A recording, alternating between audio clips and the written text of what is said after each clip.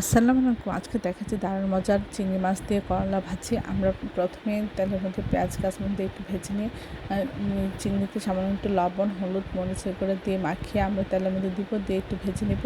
এর মধ্যে আদা চামচ আদা বাটা, আদা চামচ রসুন বাটা দিয়ে একটু ভেজে নিচ্ছি। তারপর দিয়ে দিচ্ছি করলা, এর মধ্যে আদা চামচ লবণ, আদা চামচ হলুদ গুঁড়ো, আদা চামচ জিরা গুঁড়ো, আদা চামচ ধনিয়া গুঁড়ো সব কিছু দিয়ে আমরা এভাবে একটু ভেজে নিব। আলুতে সামান্য একটু পানি দিতে পারেন সিদ্ধর জন্য। একটু ঢেকে আমরা সিদ্ধ করে নিব। আলুটা মোটামুটি সিদ্ধ হয়ে গেলে আমরা এর মধ্যে করলা অ্যাড করব। করলা দিয়ে আলতোভাবে আমরা নাড়াচাড়া করব, খুব বেশি নাড়াচাড়া করব না, আর ঢেকেও দিব না।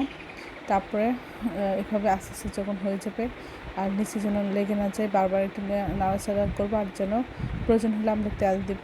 সব কিছু ঠিক হলে আমরা একটু মিডিয়াম হিটে এটা ভেজে আমরা নামিয়ে পরিবেশন করব। অসম্ভব মজা হয়। সবাই আমার চ্যানেলটি লাইক এবং শেয়ার দেবেন, সাবস্ক্রাইব করবেন, প্রিয়জনকে বেশি বেশি করে শেয়ার দেবেন।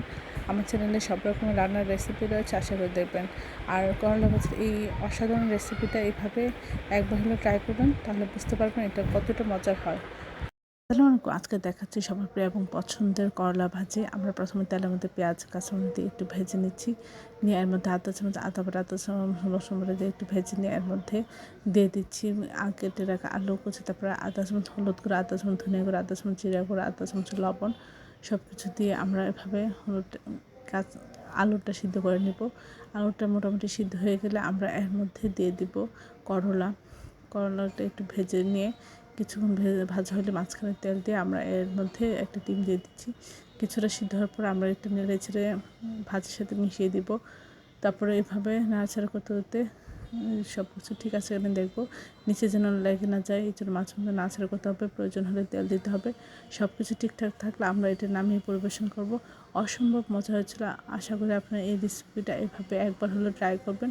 সবাই আমার চ্যানেলটি লাইক এবং শেয়ার দেবেন, সাবস্ক্রাইব করবেন, প্রিয়জনকে বেশি বেশি করে শেয়ার দেবেন। আমার চ্যানেলে সব রকম রান্নার রেসিপি রয়েছে, আশা করি দেখবেন। আর এই অসাধারণ রেসিপিটা একবার হলে আপনার বাসায় ট্রাই করে প্রিয়জনকে খাওয়াবেন। সবাই ভালো থাকবেন।